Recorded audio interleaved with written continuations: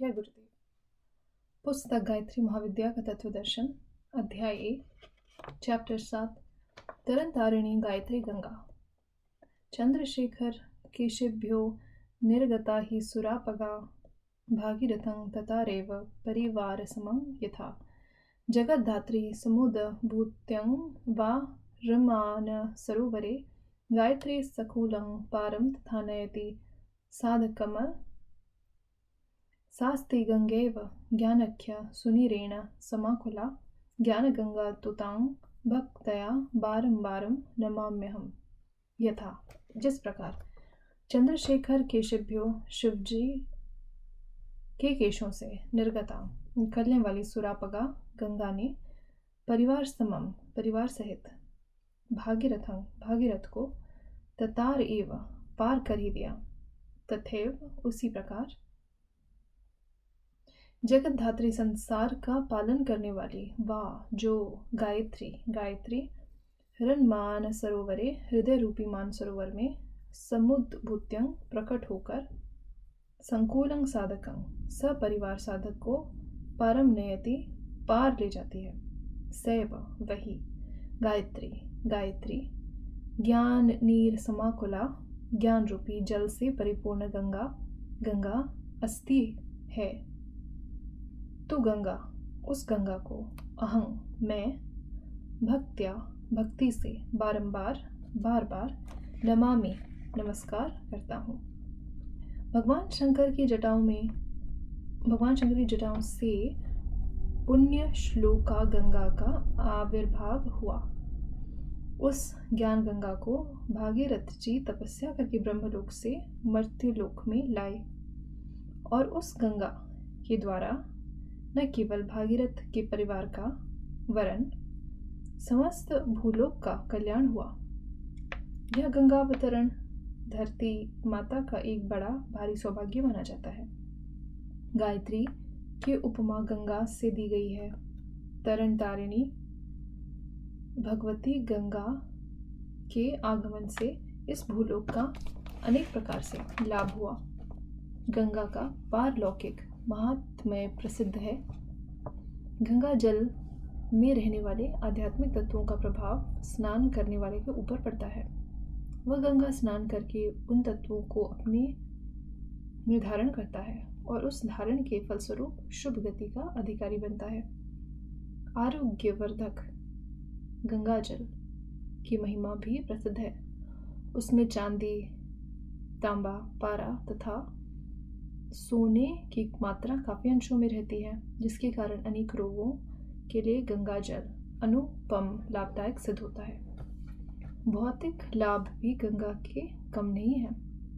उससे सींची हुई भूमि करोड़ों टन अन्न प्रतिवर्ष उपजाती है।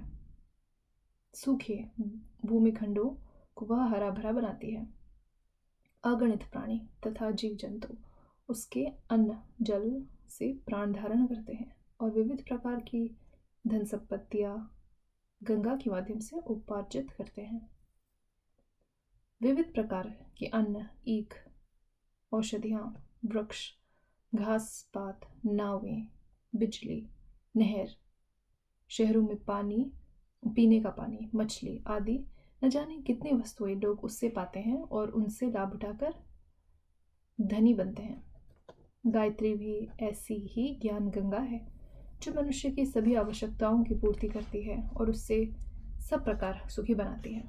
आध्यात्मिक दृष्टि से देखिए तो आत्म कल्याण के सभी तत्व इसके अंतर्गत मौजूद हैं। स्वर्ग मुक्ति, आत्म साक्षात्कार, ईश्वर दर्शन के सभी तत्व उसमें मौजूद हैं। कोई आध्यात्मिक लाभ, महत्व, चमत्कार ऐसे नहीं है और ना कोई सिद्धि या महत्वाकांक्षा ऐसी है जो गायत्री की शक्ति से प्राप्त ना हो सके। अनेक शास्त्र वचन इस बात के प्रमाण हैं और अनेक अनुभवी साधकों के अनुभव इस बात के साक्षी हैं कि इस कामधेनु से जिसने जो चाहा है उसे वह मिला है।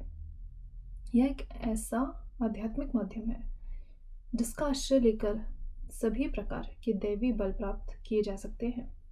गायत्री गंगा के स्नान करने से अंतःकरण में मैल धुल जाते हैं, कषाय कल्मशों का बोझ हट जाता है, चिरकाल से संचित एवं मनोभूमि में गहरे जमे हुए कुसंस्कारों की जड़ें उखड़ जाती हैं। ऐसा विशुद्ध हृदय का व्यक्ति जिस परिवार में एकाध भी हो, वह सारा परिवार तर जाता है। उसके निर्मल विचार एवं गुण कर्म स्वभाव निकटवर्ती सभी लोगों को प्रभावित करते हैं। तदनुसार वे लोग चाहे पूर्ण रूप से धर्मानुयायी न बन सकें, पर इतना निश्चित है कि उनमें आपसी सद्भाव नष्ट नहीं हो पाता। एक सुधरा हुआ व्यक्ति अपने निकटवर्ती लोगों को बहुत कुछ सुधार लेता है। इस प्रकार उस परिवार में कल्याण का ही आश्रय रहता है। संगति के प्रभाव से अन्य लोग भी सुधरते हैं।